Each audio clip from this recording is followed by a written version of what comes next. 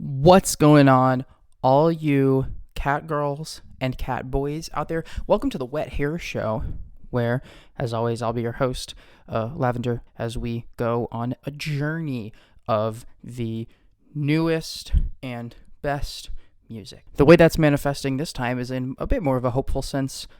These are albums that I am anticipating in 2023, records that I am excited about. Forthcoming albums for this list, the 15 I've chosen here, I've picked records that have already been announced and have release dates. I know that does sort of limit me to, say, the first 3 or 4 months of the year, but otherwise it would just be me speculating about who might release an album this year. Now, I will totally be doing some of that speculation later in the video when we talk about stuff that I'm hoping comes out this year, but for the bulk of it, we're going to talk about already announced music albums that have names and release dates that have been confirmed, and singles, and just things where we know they're coming. 15 of them, in fact, in alphabetical order, so let's not waste any more time and just do it already. First up, coming our way on March 17th, St. Patrick's Day, a new record from 100 gecs. I know you're dead, but I heard that you talk shit. I go up to your coffin a little bit more. Who are following up 1,000 gecs, their extremely influential debut hyperpop album back in 2019, which sort of set off a tidal wave of this whole very loud, very chaotic, very trans hyperpop underground scene. They were extremely influential to that, and it will be really interesting to see if with a follow-up record they can not only continue to thrive within that genre, but to continue to innovate within a scene that they were so influential to creating. Next up on February 17th, we're getting a new project from A.V. Tare.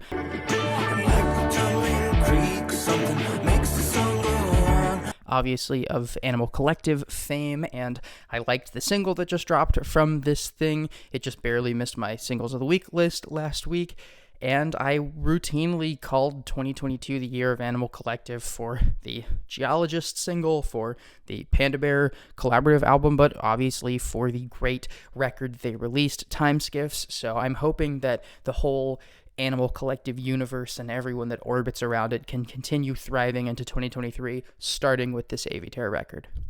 Also want to shout out a Valentine's Day drop coming within just a month now, the new Caroline Polachek record. Regrets, 'cause you're my sunset, fiery red. I was not head over heels for her last album in the way that a lot of people were, but I've really enjoyed some of the singles. I'm excited to see songs like Bunny is a Writer that are going to show up in the track list of this record. I think her turn for something that is a little bit more dark, a little bit more reserved and nuanced might really be for me, and I'm pretty excited about this album. Not just because I think it could be an improvement on her debut, but also because it's going to be one of those records that, regardless of the quality, a lot of people are going to be talking about it. Number 4, we have got Fever Ray. Carbon dioxide. Obviously of famed electronic duo The Knife. This is Karen Dredger's solo project. Was not crazy about the last Fever Ray album, like a lot of people weren't, but boy, have I really enjoyed the singles from this thing so far. I would be excited for Fever Ray in concept, just because of how much respect I have for her as a musician, but hearing songs particularly like Carbon Dioxide has got me really excited. Also, the way that she's working with her brother again, who is obviously the other half of The Knife. There is a lot going on here that is making this one of my most anticipated albums of the year. And at the very least, even if the results don't necessarily pan out into being one of the best albums of the year, you know that this thing is going to be a tailspin, it is going to be a whirlwind, it is going to be something that will be fun to hear and dissect, because she's going to always come through with something crazy. Number 5, back to February, we're talking the new Gorillaz album. Where the truth was the era got off to a pretty good start, in my opinion, with a really enjoyable song with Thundercat and Cracker Island that made my Singles of the Year list. followed up with an okay second single. I haven't loved what they've released since then, but given that it's a follow-up to Song Machine, which was one of my favorite albums of 2020 when it came out, and in my opinion, the best thing that Gorillaz had done in the past decade since Plastic Beach, I'm excited to see this and whether it is a spiritual or a more literal follow-up, as there are not nearly as many features on this project as I was anticipating. Regardless, given how much I respect Damon Albarn as a musician and how much I've loved his solo output in recent years as well, I'm pretty excited for this thing. There's a baseline level of talent and musicianship that I think that could only be so bad, it could only miss so hard, and at the very least, we already know a couple of good songs are going to come out of this. Now, I know I could catch some shit for this one from the critical purists out there, but I will say I am genuinely kind of anticipating this new Hold Steady album.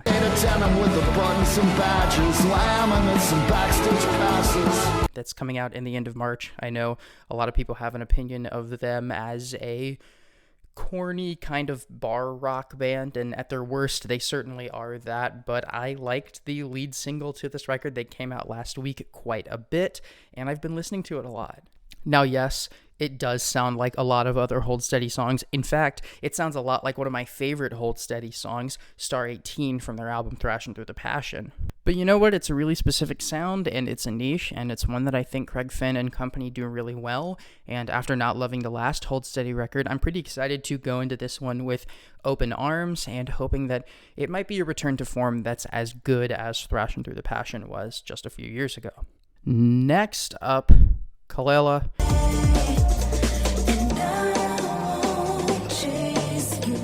The British R&B sensation who just in 2017 turned the heads of a lot of critics with one of the most innovative and forward-thinking R&B records of the last decade, and one that I was going to be really excited for her to follow up regardless, but my excitement has been sent through the roof for this thing with single after single after single.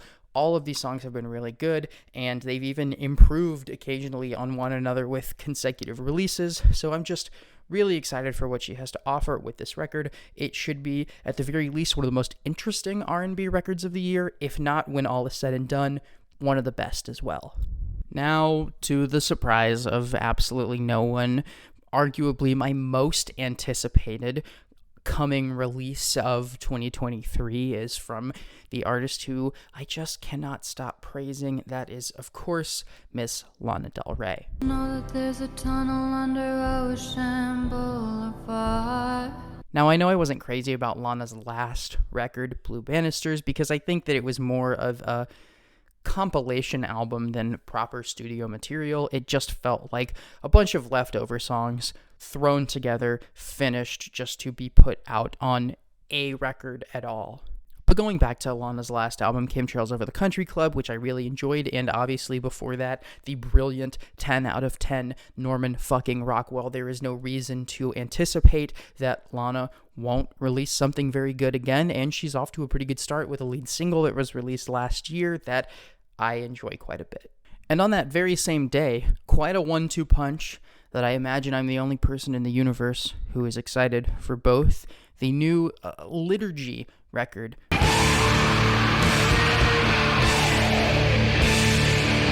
The transcendental black metal project fronted by Ravina Hunt Hendricks, whose material I have enjoyed quite a bit in the past, and I fully anticipate continuing to enjoy this. I liked the ripping 10-minute lead single that they released, and given just how much thought and how much conceptualizing goes into a Liturgy project, I am thrilled to not only be listening to this thing and reacting to it at first, but also dissecting it and understanding it better as time passes. It is really a mental experience in every sense of the word, and I suspect that it will be that again, while also being just a ripping fucking black metal record.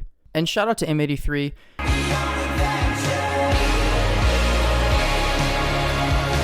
A band who I've dished out quite a good bit of praise to, mostly directed at their 2012 album, Hurry Up, We're Dreaming. But also they have a collection of albums released in the 2000s that are among my favorite discographies of all time.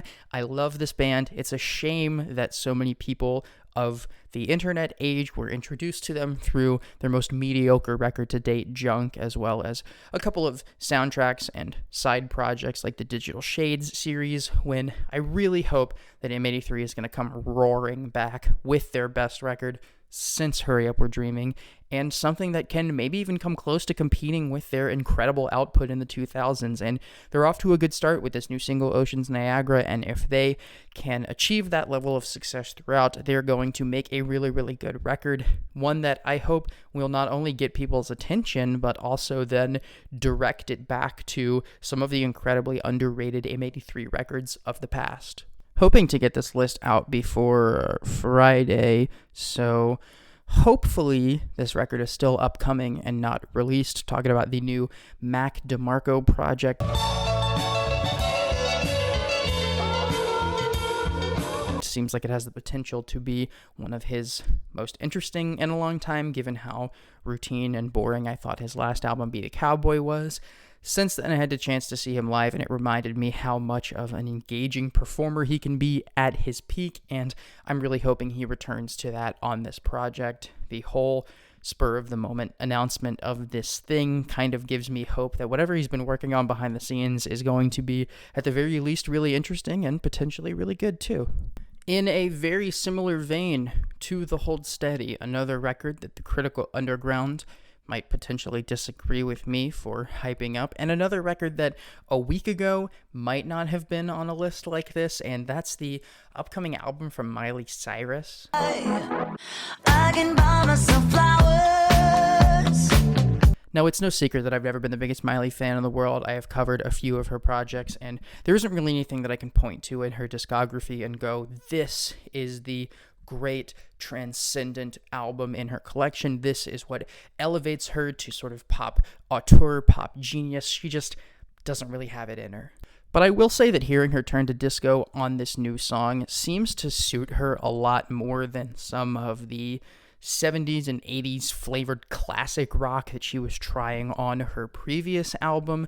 While I get that she can sometimes really rip it, it's also just the fact that she's a pop star at her core. That's when she's been at her best in the past, and I think this sound has a lot of potential, even if, say, an artist like Jessie Ware is already doing this better than I think Miley is even capable of. I would still be happy to see Miley, with her very unique personality and place within the cultural zeitgeist, take a shot at this sound, give it her best go, and see what happens. Next up, another album I'm highly anticipating. The new record from Shame. It's becoming a chore. A band who I caught a lot of flack for not liking their debut album, but boy, the follow-up, Drunk Tank Pink, was really good, really satisfying. It's a record that grew on me throughout the year it came out and has continued to grow on me. I like it quite a bit. I like some of the new directions they seem to be taking their sound with these new singles. And yeah, I think that like a lot of their post-punk contemporaries right now, they're a very interesting band. And I guess the best thing I can compare it to is Viagra Boys, who improved with every record. And then last year released Cave World, the album I always knew they had in them. That's how I feel about Shame. And I think if they hit the high end of their talent and can do it consistently throughout an entire album, like Cave World, it could end up being one of the best albums of the year. And yet somehow an album I am anticipating even a little bit more than that. It is the new Shoo Shoo project. Fear and darkness. It doesn't make sense. Coming out in March. I know that the last Shoo Shoo project, the very collaborations-oriented album, was not incredible. I thought it was just okay. But going back to the last project that felt like a real Shoo Shoo project through and through, Girl with a Basket of Fruit, one of the strangest, scariest, most intense, and thoroughly intoxicating and entrancing albums I've ever heard. If Shushu manages to come anywhere near close to what they achieved on that project, this thing is going to be excellent. It is going to be great. Just from the lead single alone, I suspect that once again, this will be one of the freakiest, most insane and unhinged things you hear anywhere this year. I think Shushu know that that's their reputation, and if they play into it, it has the potential to get even freakier. A lot of these records, based on their singles or their capacity to record music as a band or as an artist, sort of have a ceiling. But with Shushu, it's so impossible to expect what they're going to do next that the ceiling for this thing is potentially one of the best albums of the entire decade, much like Girl with a Basket of Fruit before it. So who knows? All we can do is be excited, and that's what I am, extremely fucking excited. And finally, in terms of material that has already been announced, we have Yaeji,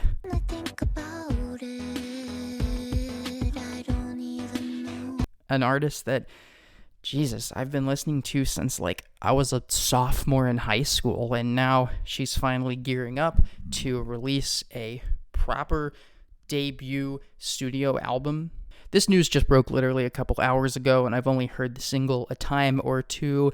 But regardless of what it was going to be, this is just an artist whose musical journey I've followed and has left a lot of really rewarding trinkets along the way for those who pursue her music. One of the most interesting artists within the very versatile realm of sort of indie pop, electronica, house dance with which she exists. So it's hard to say what's going to come on this record, and it's easy to just wait and see and be excited about the potential that it has.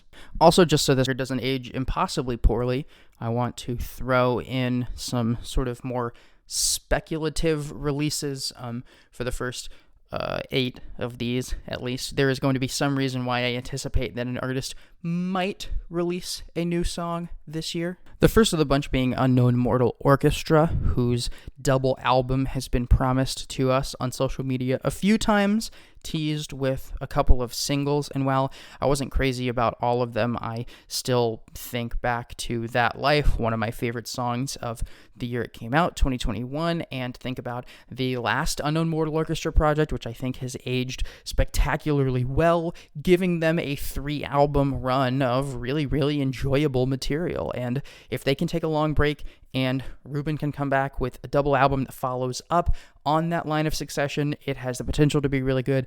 Don't know when or if it is even going to come out in 2023, but I hope it does, because it could be one of the indie highlights of the year.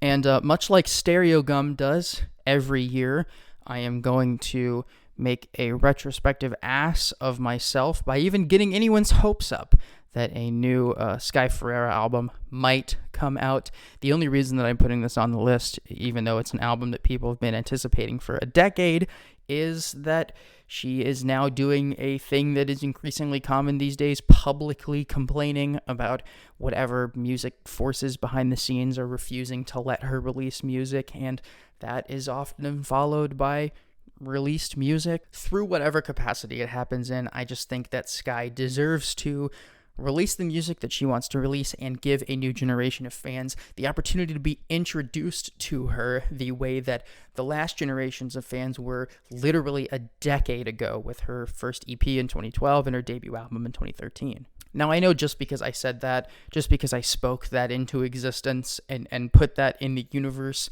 it probably means that the album is never fucking coming out, but I don't know. I hope it does. Also, shout out to Alice Long Yu Gao over here, an artist that it took me a while to fully get behind. Wasn't crazy about the EP that she released.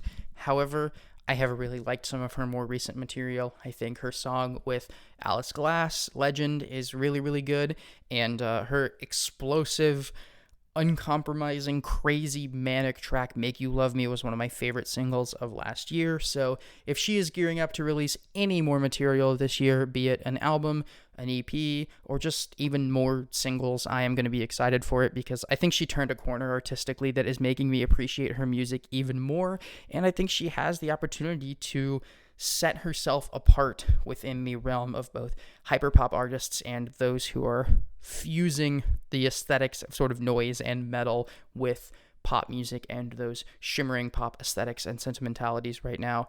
She just has a lot of potential, and I'm hoping that 2023 is the year that we see her really grab onto it. And of course, like every single one of these lists, one of my most anticipated albums of the year, and what should be one of everyone's most anticipated albums of this year, if it does come out this year, Cardi B, following up Invasion of Privacy, her 2018 debut album, which broke through with hit after hit after hit, full of great features, full of catchy, direct, to-the-point, confrontational rap songs, which she has continued to release in the form of single after single for years, though now it seems like we're finally approaching that second album. She just had this whole deal with this album Cardi B 2 Instagram page that is teasing the album. I would know. And yeah, let's hope something comes of it, because as much as I have enjoyed the run of some of the singles that she has released, particularly songs like WAP and Up, it's time for a new Cardi record. The people deserve it. The people also seem to be clamoring for, though very different people, a new record from Paranol, the South Korean shoegaze and noise pop project who took the entire world of underground music dorks, at least, by storm with their 2021 masterpiece record To See the Next Part of the Dream. And yeah, I have been feverishly clamoring for what this project is going to do next, even though I thought the little EP that they released last year of like Dream Leftovers and the collaboration that they did with Asian Glow, neither of which really lived up to my expectations. I will say the single that was just released this week, I really, really enjoy. I'm hoping that single is the start of a run of fantastic material that leads to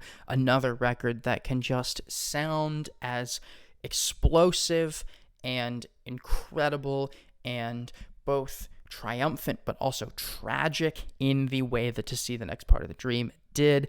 I am looking forward to anything that Paranol does, and I'm going to listen to it, but after hearing some side projects that I didn't really think were quite as great. Also, I forgot to mention the My Dream Fever ambient EP, which I reviewed at the beginning of last year.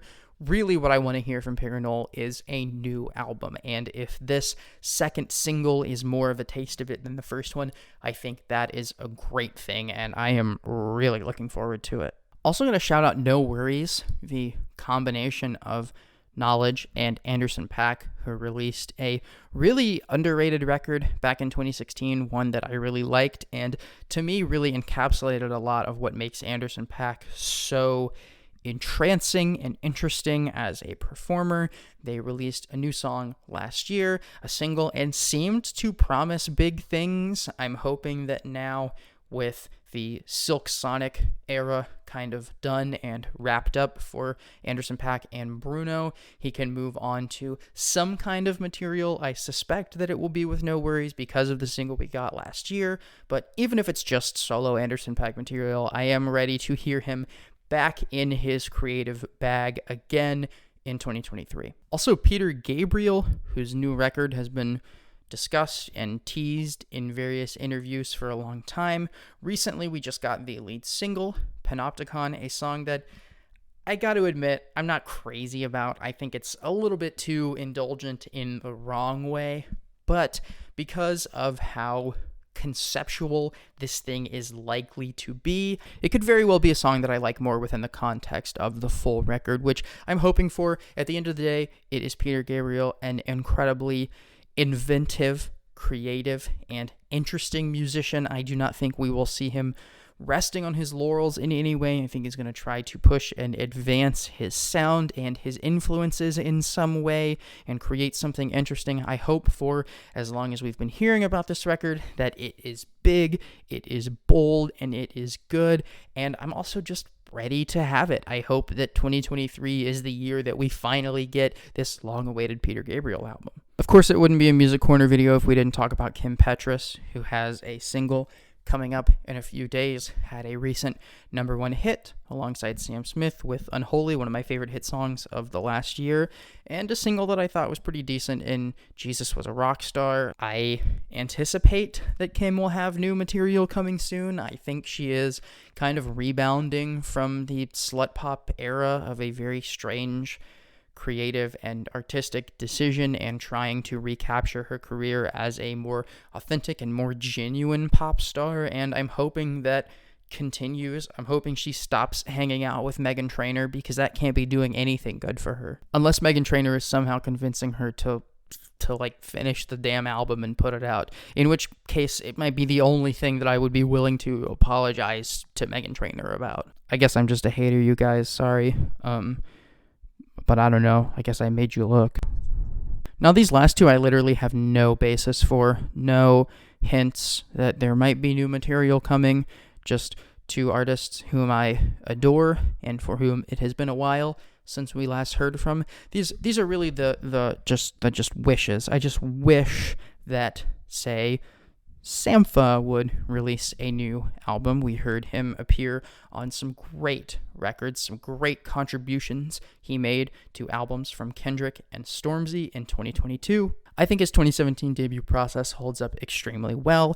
It is a great R&B record that showcases his immense potential as a vocalist, his extreme talent for songwriting and assembly around those wonderful, wonderful vocals. And I think if he puts the time into creating something transcendently good, I think he has every bit of the capacity to do that on an album. If we really, really get that bold, thorough, expansive Sampha album that I've been hoping for since I reviewed Process in 2017, it still has the potential to be incredible. Sampha really is one of the most gifted musicians out there making music of any kind right now, and it's about time that he returned that flair, that style, and that poise to material under his own name. Finally, it's also no secret that one of my favorite artists in the entire world is Joanna Newsom.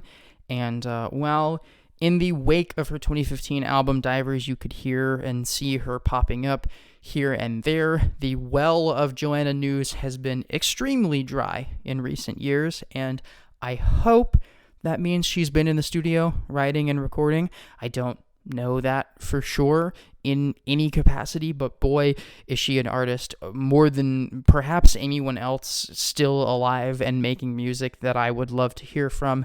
Every time she has released an album of material, it has been amazing. She is 4 for 4. I think she could really easily be 5 for 5, and it would literally make my 2023 if she did. I would trade all 9 of the rest of these records I am speculating about just for a new Joanna Newsom album this year. I'm hoping I don't have to. Maybe we'll just get all of them. If I go 10 for 10 a year from now, I'm going to make the most obnoxious follow-up video imaginable. But there's literally no way that that's going to happen. And Joanna Newsom is probably why, if not Sky Ferreira.